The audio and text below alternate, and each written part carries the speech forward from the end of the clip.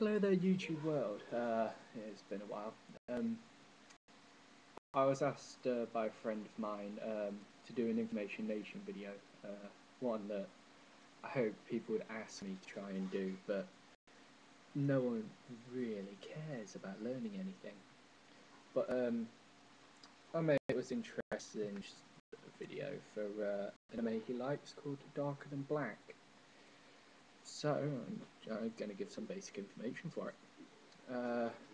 Simple things, it's an anime, so for those who like manga or cartoons, it'll be good for you. For everyone else who doesn't, you can just turn this off and go away, do whatever you want. But for those, Dark and the Black is an arc-based series, much like Studio Bones' previous production of Tempo Ibon Ayakashi Ayashi. Strange name. The setting is different though. Instead of the Tempo era, this one plays in modern-day Tokyo in an alternate universe, where strange humans with supernatural powers, calling themselves contractors, live among humans. People with supernatural powers simply just, I don't know, people who can fly, use telekinesis.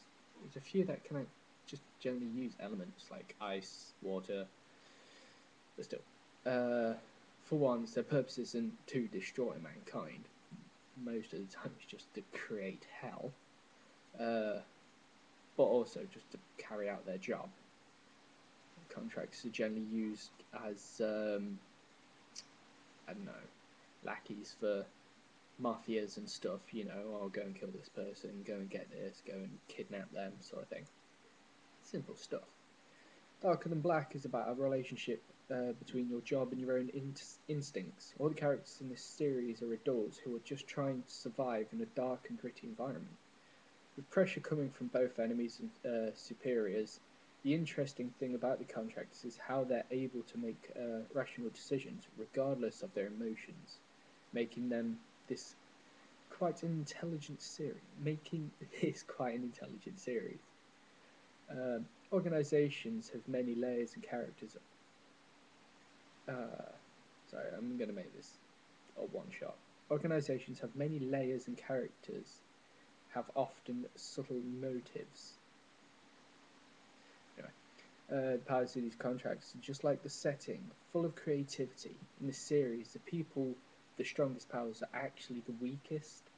Because these don't leave any room for strategies, the story also knows how to use its characters, where every major character gets at an arc dedicated to him or her for development and background information. There is just one issue with the ending. The creators got too ambitious and tried to stuff too much in the final episode, making it end up rushed, but still good. One more problem, one that many other arc-based series suffer from, are as well. For example, Ghost Hunter, Ayatsuri Sakon. The quality of the different arc fluctuates heavily, and you'll never know when an arc will turn out great or just good. The best episodes of the series are, because of this, not among the final ones, but episode 13 and 14. The last one's good as well. These were simply perfect, with some of the best minor villains I've seen in a long while.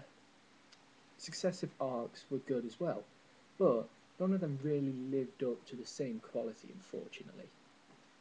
Still, despite this, Dark and the Black is a definite recommendation for anyone looking for a story aimed at adults that's enough action, and yet the action is not at the brainless kind to see in Tengen Toppa Gurren Lagann, which is amazing, by the way. It knows how to build up the individual stories for each arc very well, with nearly all of them having satisfying climaxes. And this is definitely one of the more intelligent series that's come out in the past spring season. Well, I say spring season, I'm kind of reading this off old. So when it came out, yeah, it was one of the intelligent series to come out when it did. Recently, they've brought out Series 2, and they're bringing out Series 3 next year springtime, so that would be one to look forward to. And let's not forget, Yoko Kanno, who composed the soundtrack for this series, her style may be a bit more subtle than, say, Kajiura. Just, it fits the series perfectly.